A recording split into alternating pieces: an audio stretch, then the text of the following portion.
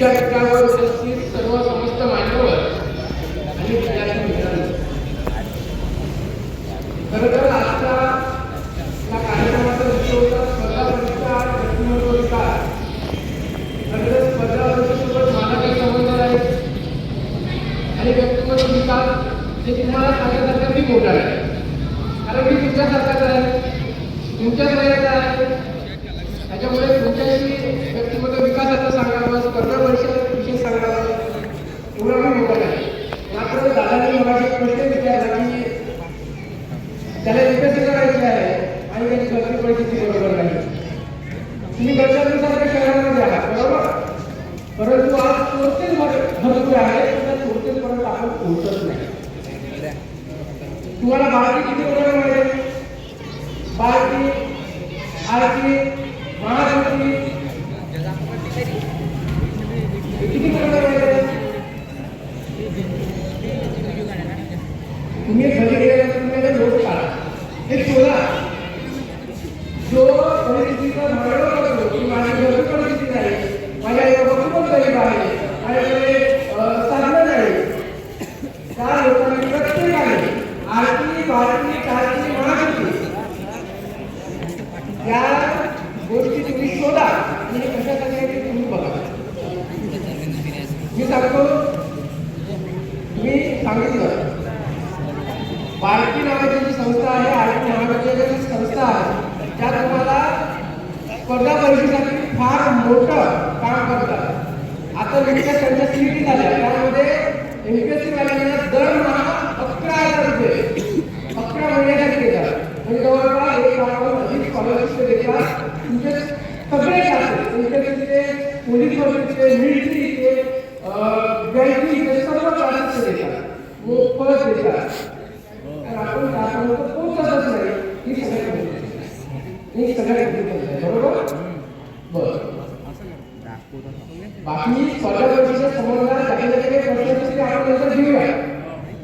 एक गोष्ट मला आपल्याला सांगतो, एक मुलगा तुमच्याच वयाचा 11वी-12वी प्रचंड हुशार, तो तालुक्यात पहिला आला, जिल्ह्यात दुसरा होता आणि उच्च शिक्षणासाठी तो पुढे गेला. उच्च शिक्षणासाठी पुढे गेला, तिथे तो चांगलं एज्युकेशन घेत होता, गेल्या वर्ष फार चांगलं घेत होता, आपल्याला खूप हुशार होता. मग झाला असं तर त्याला एक मुलगी आवडली. आवडलं तुम्हाला तिथे गेला मुलगा आवडत असेल, त्याला एक मुलगी आवडली, पण तो तिच्या प्रेमात घेतला.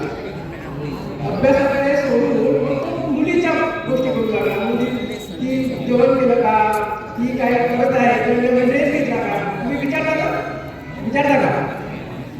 नाही विचारा? खरं विचारा, पण मग माझ्यासमोर सांगायला नाही विचारा. बरं विचारा, मला माहिती मी तुमच्याच वेळेत येतो.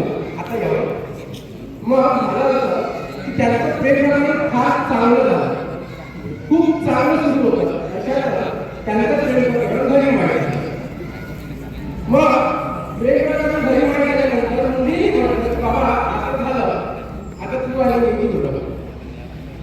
मग पण हा बुडावा त्याला काही सहन झाला नाही आणि अशातच त्याला घरून पैसे सुद्धा मिळण्याच्या वेळी झाले, कारण घरची तो ग्रामीण भागात आला. त्याच्यामुळे आई बाबा शेतमजूर बरोबर शेती करायचे, त्याकडे मजूर करून जायचे, 100-200 रुपये दिले जायचे आणि ते पैसे त्याला पुरवत होते. अशा वेळी एकतर घरची आर्थिक परिस्थिती खराब, पैसे कमी यायचे आणि हा प्रेमात अपयशी झाला, प्रेमात त्याला धोका मिळाला, ही प्रेयसी त्याला सोडून गेली.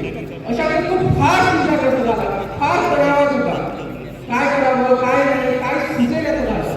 अशा वेळी त्याला सुसाईडचे सुद्धा त्याच्या डोक्यात विचार आले. आजकालची तरुणाईच्या प्रेमामध्ये अनेकदा आज आम्ही पेपर बघतो, वाचतो, त्यावेळी अनेक आत्महत्येच्या घटना येतात, वाचण्यात येतात. असाच काही विचार त्याच्या डोक्यामध्ये होता.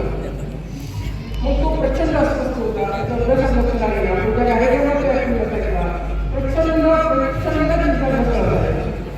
अशा वेळी मग त्याने एका डॉक्टरांकडे समुपदेश केले, तो उपचार घेतला. तरीही तो बरा झाला. मग त्याने काय केलं, शेवटचा उपाय करून स्वतःवर लक्ष देण्यासाठी त्याने प्रयत्न केला. मग लक्षात घेतलं म्हणजे त्याने स्वतःचे काय चांगल्या गोष्टी कोणत्या आहेत, वाईट गोष्टी कोणत्या आहेत यावर तो लक्ष देऊ लागला. तुम्हाला वाटतं तुमच्या वाईट गोष्टी वाईट आहेत का? सांगा कोणत्या चांगल्या गोष्टी आहेत, कोणत्या वाईट गोष्टी आहेत? आपण कधी स्वतःकडे लक्ष देतो का? देतो का?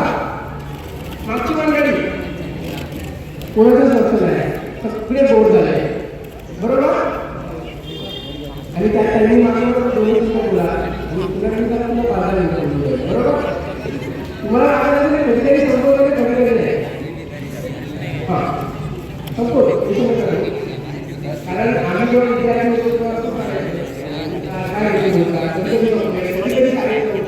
कधीतरी नक्की आहोत. ही जी मंडळी तुमच्यासमोर बोलते ती मंडळी अनुभवाने बोलते, त्यांचे अनुभव तुमच्यासाठी तुम्हाला मिळतात. त्याच्यामुळे तुम्हाला त्यांच्याकडून काय घ्यायचं आणि काय हे वर लागतं. तुम्हाला गुरुजन शिक्षक दररोज सांगतात, परंतु आपण किती ॲक्सेप्ट करतो काहीच करत नाही. बरं मोबाईल घेऊन वगैरे आहे, बाकीच्याकडे मोबाईल आहे, हात वर करून करताय कुणाकडेच नाही. तुमची मुलं चांगली आहेत ना, एकाकडे मोबाईल आहे. किती खोटं बोलतात ना पहिल्याच वर्षी मुलं. पहिल्या वर्षी आता नवीन वर्षाचा पहिला दिवस आहे आणि पहिल्या दिवसापासून तुम्ही एवढी चांगली कृती सुरुवात करता, किती चुकीची गोष्ट आहे. आणि आता आपण व्यक्तिमत्व विकासावर बोलत आहोत. आपण जर प्रामाणिक राहू नाही, आपण खरं बोलू नाही तर कसं व्यक्तिमत्व विकास करणार आहोत? काय करणार का विचार करा, स्वतःचा विचार करा. मायबाप बरोबर करून शेतीचे कामं करतात, कुणाकडे मजूर म्हणून जातात. ते मायबाप आपल्याला इथे शिकवतात, आपल्या राहण्या खाण्याचा, जेवणाचा, शिक्षणाचा, कपड्या लत्याचा सगळा खर्च करतात. आणि आपण खरंच प्रामाणिक आहोत का? खरंच आपण इमानदारीने अभ्यास करतो का?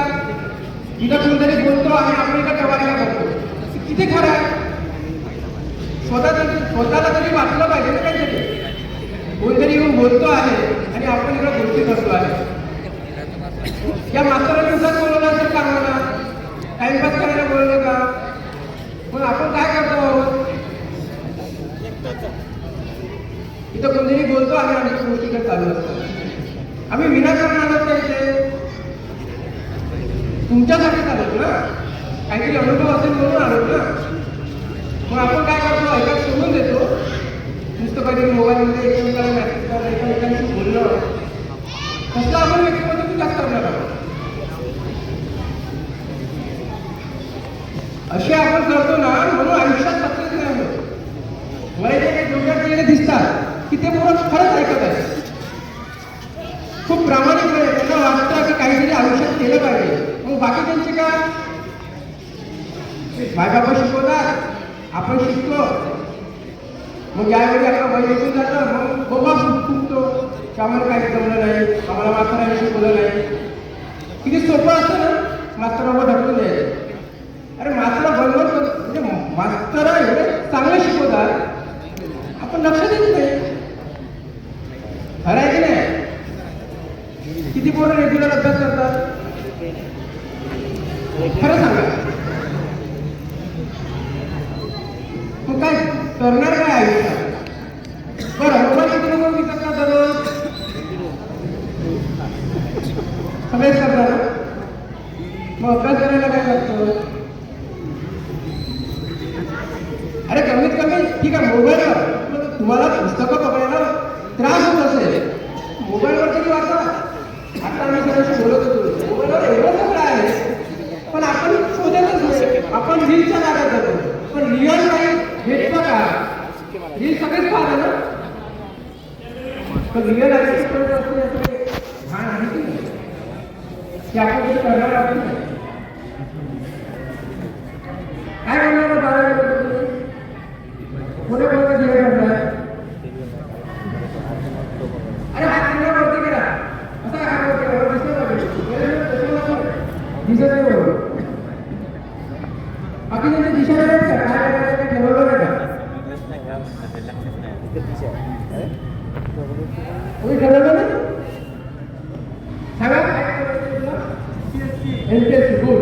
अजून अजून फॅशन डिझायनिंग व्हेरी गुड. अजून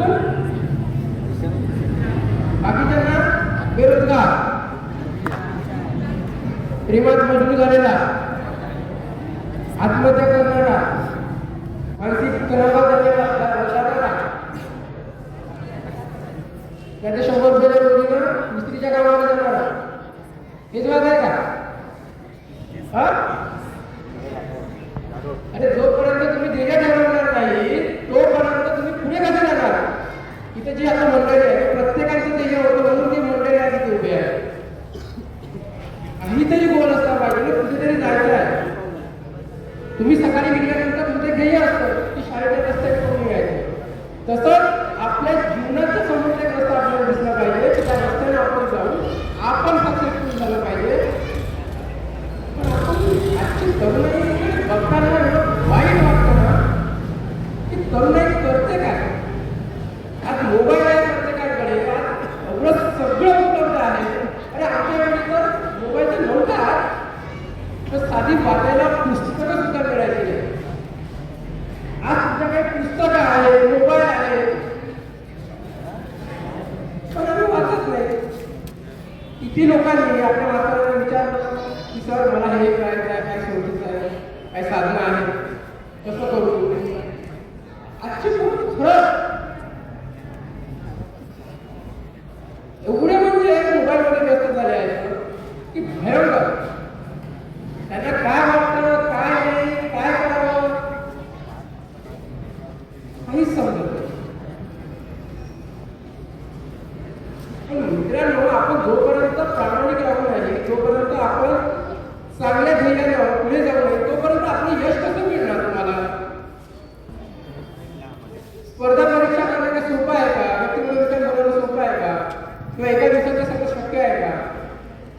सातत्य पाहिजे तुम्हाला, संयम पाहिजे. त्या गोष्टी आमच्यामध्ये आहेत का याचा थोडा तरी विचार आपण केला पाहिजे. नाहीतर तुम्ही सरांनी सांगितल्याप्रमाणे कोणतरी येतात, बोलतात, निघून जातात, आपण विसरून जातो.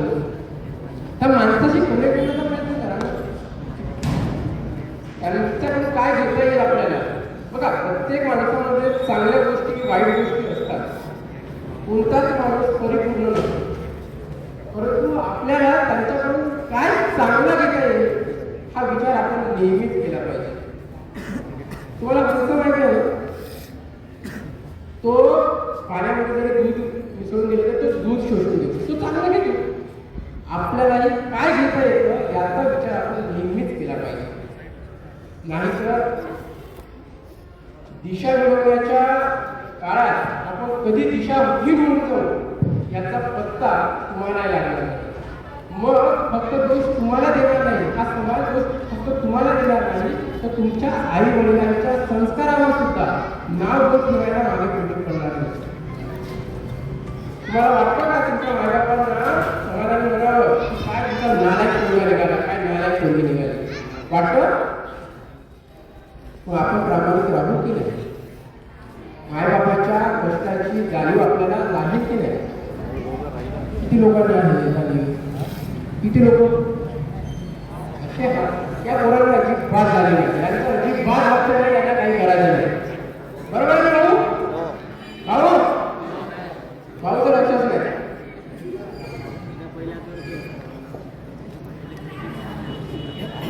सुरुवातीला एक गोष्ट सांगितली होती.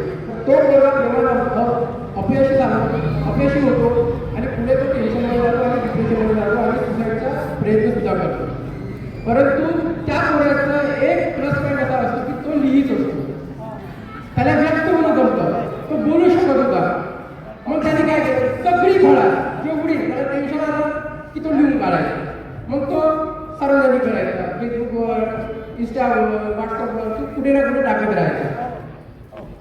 असं करता करता तो स्वतःच्या ज्या काही छंद होता लिहिण्याचा, बोलण्याचा, त्याच्यावर त्याने फोकस केलं. फोकस करून तो लिहू लागला, चांगल्या चांगल्या पेपरमध्ये लिहू लागला, चांगल्या चांगल्या लोकांशी कनेक्ट होऊ लागला. आणि आज तुमच्या घरच्या तुमच्या साहित्य महाविद्यालयात तुमच्यासोबत बोलतो आहे. आणि आज एकेकाळी सुसाईड करायला निघालेला मी आज किमान 200 ते 400 अधिक पोरांना, अधिक तरुण तरुणींना समुपदेशन काउन्सिलिंग करून त्यांना आत्महत्येपासून दूर करून आज ते चांगले आयुष्य जगत आहे. ते काही आत्महत्या करणारा आणि आज आत्महत्यापासून अनेकांना प्रेरणा देणारा असा हा माझा प्रवास. असा प्रवास तुम्ही करू शकता आयुष्यात. तुम्हाला अनेक संकट येऊ शकतात, अनेक त्रास समस्या येतात, अडचणी येतात, परंतु त्या अडचणीचा सामना करून आपण पुढे कसं जातो हे आपल्यावर अवलंबून आहे. त्याच्या परिस्थितीचं भांडवल करणारे अनेक लोक आहेत, पण त्या परिस्थितीला संधी समजून आपण पुढे गेलो पाहिजे. कारण प्रत्येकाला संधी आहे, प्रत्येकाकडे संधी उपलब्ध आहे आणि ती संधी आपण निर्माण केली पाहिजे आणि ते संधीचं सोनं करून आपण आपलं आयुष्य घडवलं पाहिजे. आज मी PhD करतो आहे, म्हणजे मी तेव्हा शिक्षण सोडणार होतो, पण आज PhD करतो आहे. आज एका पब्लिकेशनचा, एका मीडियाचा संपादक म्हणून काम करतो आहे, लेखक म्हणून काम करतो आहे, कवी म्हणून काम करतो आहे, समाज कार्यकर्ता म्हणून काम करतो आहे. हे शक्य झालं संयम, सातत्य, अपयशाला पोचवून पुढे जाण्याची शक्ती, या सगळ्या गोष्टी तुमच्याकडे कराव्या. माझ्यामध्ये आहे म्हणजे तुमच्यामध्ये असं अजिबात नाही. माझ्यापेक्षा चांगल्या गोष्टी तुमच्यामध्ये आहेत. फक्त तुम्ही त्याला कसं हँडल करता, कसं त्याला शोधता, हे सगळ्यात महत्त्वाचं आहे.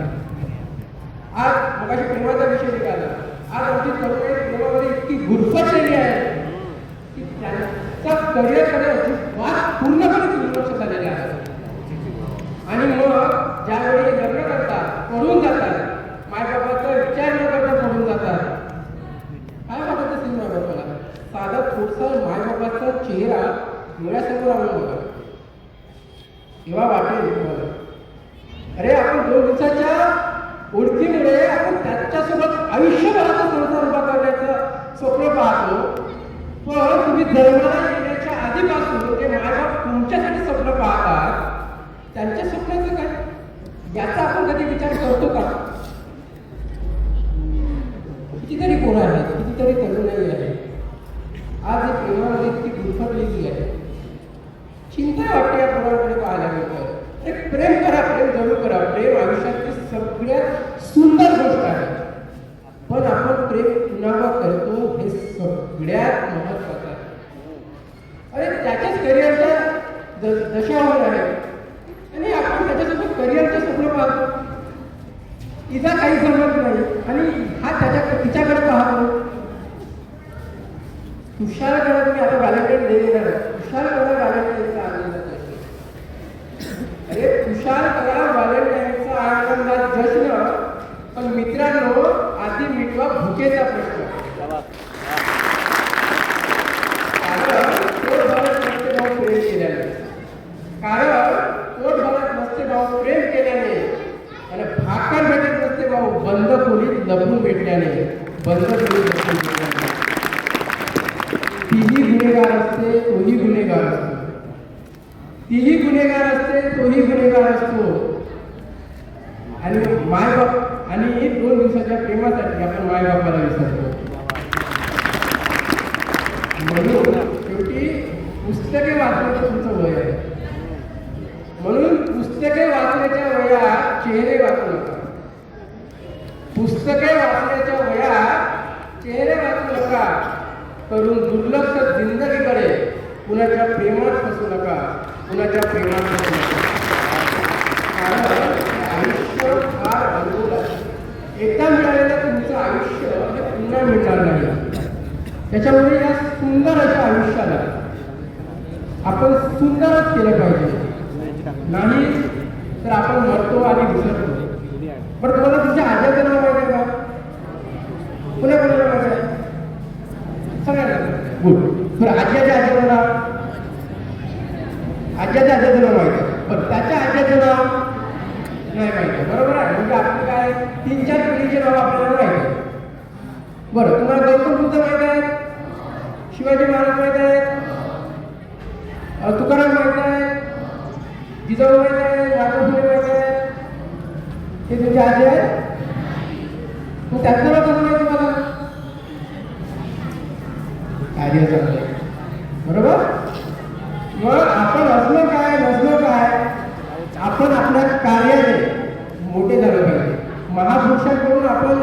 विचार हा आपण घेतला पाहिजे की महापुरुष जिवंत राहू शकतात तर आपण सुद्धा राहू शकतो, हा विश्वास तुमच्या प्रत्येकामध्ये असला पाहिजे. आणि त्या विश्वासानं आपण पुढे गेलो की आपण एक ठाम काम करू आणि त्या कामाने आपली ओळख होते. बरोबर. त्रासाला थांबू खरं सांगावं, कारण 2 मिनिटाच्या 20 मिनिटं होऊन गेले. बोललं पाहिजे का? बोललं पाहिजे.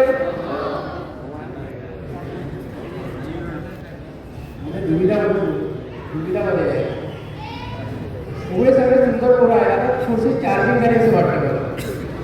आतापर्यंत तुमचा तुम्ही गेला होता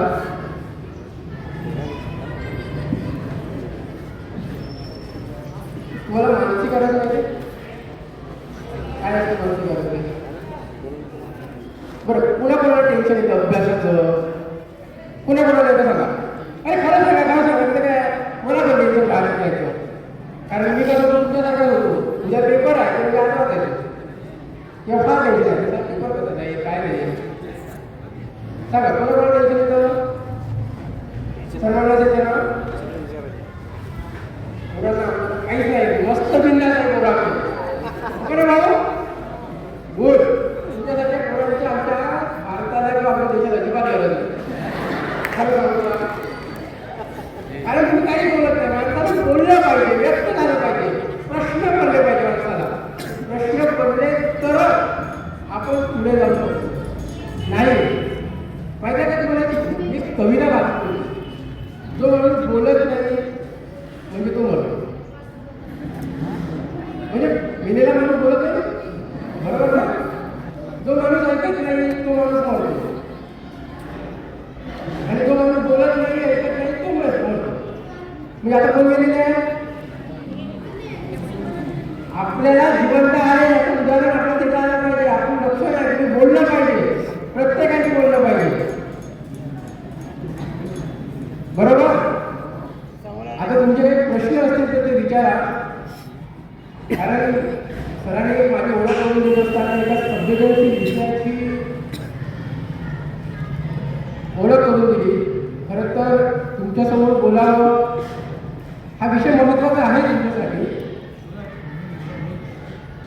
थँक्यू सर. सरांनी ओळख करून देत असताना माझे उल्लेख केला की मी पुस्तक लिहिलो आणि मला ती फेलोशिप मिळाली. त्या फेलोशिप अंतर्गत मी पॉर्नोग्राफी या विषयावर बोलतो. मोबाईल प्रत्येकाकडे आहे, बरोबर. आणि त्याच मोबाईलवर आज पोर्नोग्राफी ही सर्रासपणे उघड दिसते. माहिती आहे सांगायला पोर्नोग्राफी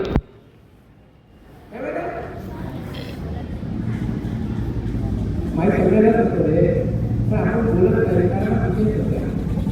बरोबर. आज पोर्नोग्राफीच्या विषयाची तरुणाई गेली आहे.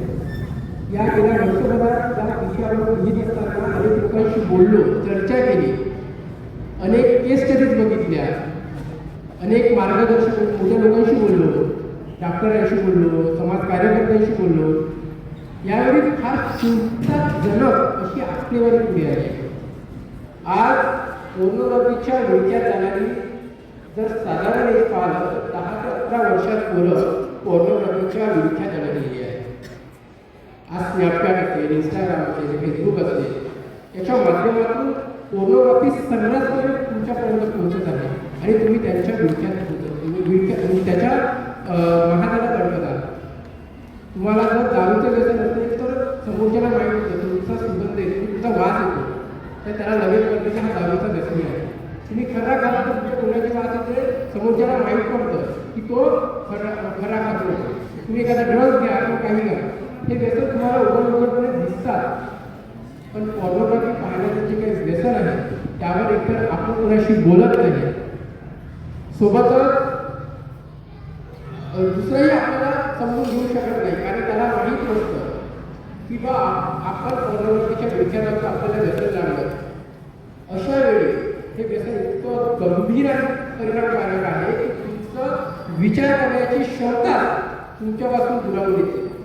तुम्ही अभ्यासात तुमचं लक्ष लागत नाही, समाजात तुमचं लक्ष लागत नाही, तुम्ही एकलडोळे बनता. आणि अशा सिच्युएशनमधून बाहेर पडणं सगळ्यात कठीण गोष्ट असते. पण याच्यासाठीही अनेक मार्ग आहेत.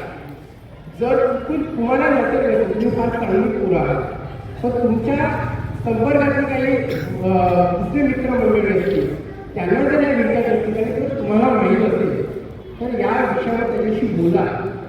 कारण हे व्यसन लहानपणापासून जरी लागलं तरी मरेपर्यंत हे व्यसन संपणार नाही. कारण याच्याविषयी बोलणारी मंडळी फार कमी आहे. आज दारूवर बोलण्यासाठी AI म्हणजे अल्कोहोलिक अनॉनिमस नावाची संस्था आहे, पण याच्यावर बोलणारी संस्था किंवा NGO अजूनपर्यंत तरी फार कमी आहे.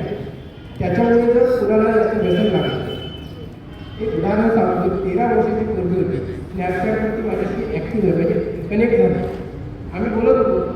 बोलता बोलता ती बोलली की सर मला चंद्रपूरला यायचं. ये मुलं कशाला मग म्हटलं कशासाठी. ती बोलली की मी येतो सर तुमच्या म्हणजे तुम्हाला भेटायचं आहे. कशासाठी. तू 13 वर्षाची, मी 25-26 वर्षाचा, तुझा मला काय सांगतो. तरी ती बोलली की मी नाही, मला भेटायचं आहे तुम्हाला, मला वाटतं काही नाही तुला करिअरचं काही विचारायचं आहे. ती बोलली म्हणजे ठीक आहे. मग एकदा पुन्हा मॅसेज केला की बाबा तुला भेटायचं कशासाठी आहे, काही करिअरचं आहे मी तुला मेसेजवर सांगतो. ती बोलली की सर मला तुमच्यासोबत तुमच्या रूमवर यायचं किंवा तुमच्या घरी यायचं. मी सर मला सगळं मी या घरी कशासाठी आहे. ऐका, खूप हसण्यासारखी गोष्ट नाही आहे. 13 वर्षाच्या पोरीच्या डोक्यामध्ये विचार बघा. मी फक्त ते पुस्तकात लिहिलेलं प्रसंग पण आज मी तुमच्यासमोर पहिल्यांदा शेअर करतो आहे. 13 वर्षाची मुलगी ती बोलते की मला तुमच्या घरी यायचं. तर मी तर मुलगाही नसतो त्याला, माझा घर तिकडे दोन पिंपरीला आहे. तर मी म्हटलं नाही होत असं मुलं आणि तर तुला यायचं तू काय बघा बोलली. ती बोलली की मला एकटंच यायचं आहे. बरं ये. मग बोलली की सर मला काही गिफ्ट घेऊन द्या का. ऐका, गिफ्ट कशासाठी. नाही सर मला मी तुम्हाला भेटायला येत आहे.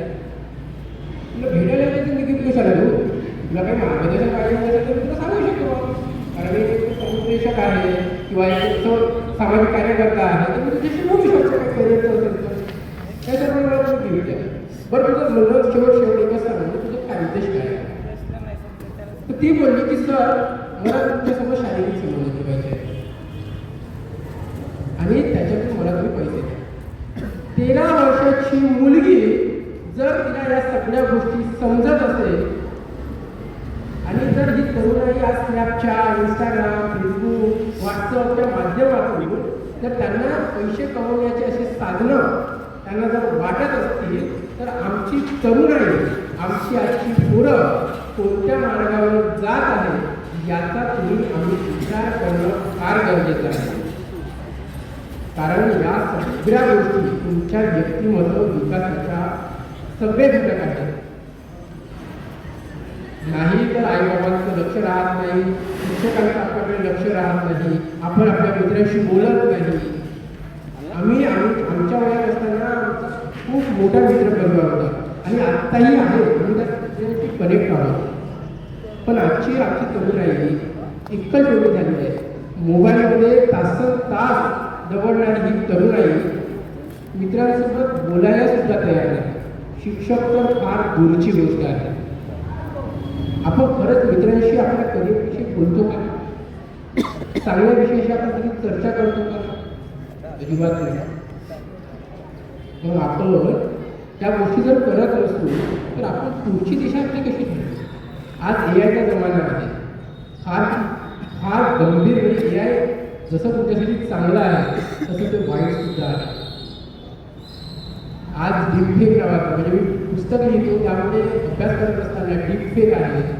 डीपफेक म्हणजे आता तुम्ही सोशल मीडियाला अनेक लोक मस्त आपण फोटो टाकतात, अपलोड करता ना.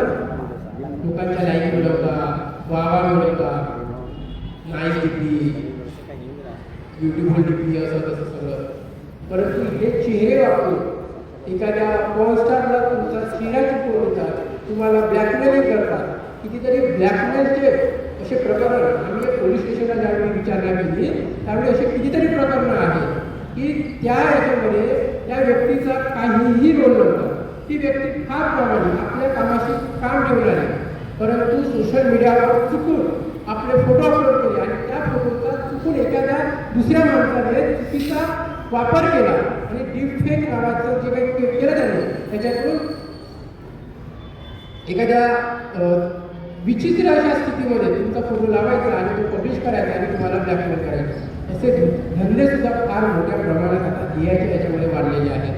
त्याच्यामुळे सोशल मीडिया हँडल करत असताना फार जोखमदारीला आपण केली पाहिजे. एखाद्या लाईकसाठी आणि एखाद्या कमेंटसाठी आपण आपली प्रायव्हसी ही लीक केली नाही पाहिजे. तुम्हाला लोकांनी वावा सोशल मीडियावर म्हणो किंवा नाही म्हणो हरकत नाही, पण तुम्ही मात्र स्वतःची प्रायव्हसी आज जपली पाहिजे. स्वतःचे प्रायव्हेट फोटो प्रायव्हेटच असले पाहिजे. आपल्या आजकालच्या तरुणाईमध्ये ही स्थिती सुद्धा फार वाढलेली आहे. अभ्यास करताना हे सुद्धा मला दिसलं की आजची तरुणाई शारीरिक संबंध तर ठेवते लग्नाच्या पूर्वी, तरी सुद्धा हे जे फोटो प्रायव्हेट जे फोटो असतात ते एकमेकांना शेअर करतात आणि नंतर जेव्हा यांचं ब्रेकअप होतं तेव्हा ते फोटो व्हायरल करण्याची धमकी देतात आणि सगळं करत होतं. आणि तेव्हा मग आपण आपल्याला पश्चाताप होतो की सारा केलं काय. बरोबर, अनेक कारणं होती पश्चाताप, ही वेळ तुमच्यावर येऊ नये. त्यामुळे फार जोखमदारीने या सोशल मीडियाचा वापर करा. आयुष्याकडे लक्ष द्या, करिअर ठरवा, गोल ठरवा आणि त्या दिशेने तुम्ही जा. एकच मार्ग ठरवा. जर तुम्ही 10 मार्ग ठेवले तर तुम्ही तुमच्या यशापर्यंत पोहोचणार नाही. एकच ध्येय ठेवा, ध्येयाचा पाठलाग करा जोपर्यंत मिळेल. कारण जीवनात अशी कोणतीच गोष्ट नाही ते अशक्य आहे. प्रत्येक गोष्ट शक्य आहे. प्रत्येक प्रश्नाला उत्तर आहे. फक्त आपण त्या प्रश्नाकडे त्या समस्येकडे आपण कसे बघतो हे सगळ्यात महत्त्वाचं आहे. त्यामुळे गोल ठरवून त्या ध्येयाचा पाठलाग करा. जिथं जिथं अडचणी आल्या तिथे शिक्षक आहे, काही कार्यकर्ते आहेत, काही त्या क्षेत्रात काम करणारी मंडळी आहेत, त्यांच्याशी बोलण्याचा प्रयत्न करा, त्यांचं गायडन्स घ्या आणि आपण फार मोठे व्हा. सगळ्यांना शुभेच्छा आहे. नवीन वर्ष आहे. फार काही ठरवू नका. बरं, मी जिम लावतो, मी अभ्यास करतो, मी खूप प्रामाणिक राहतो, मी कुठं बोलणार नाही, खरा करणार नाही, दारू पिणार नाही, हे करणार ते करणार, अडचण करणार, अडचण करणार. असं जर ठरवत असाल तर तुम्ही शक्य नाही आहे. असं मी का म्हणतो सांगू. अल्कोहोलिक ॲल्कोहॉलचे दारूची संघटना आहे, त्यामध्ये काम करत असताना त्यांचा एक मूल आहे. आज बघा, उद्या पण तिथे देखावा, उद्या कसा आज ते माहीत नाही. आज मी हे करेन, उद्या जेव्हा उद्याचा दिवस गेले आज मी हेच करेन, परवा गेले आज मी हेच करेन.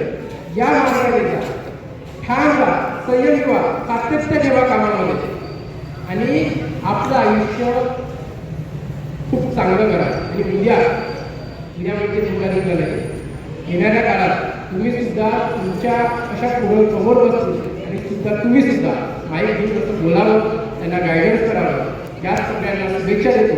आणि माझं वाढलेलं सोशल मीडियाचं भाषण 20 मिनिटापर्यंत पोहोचतं, त्याबद्दल स्वारी. धन्यवाद.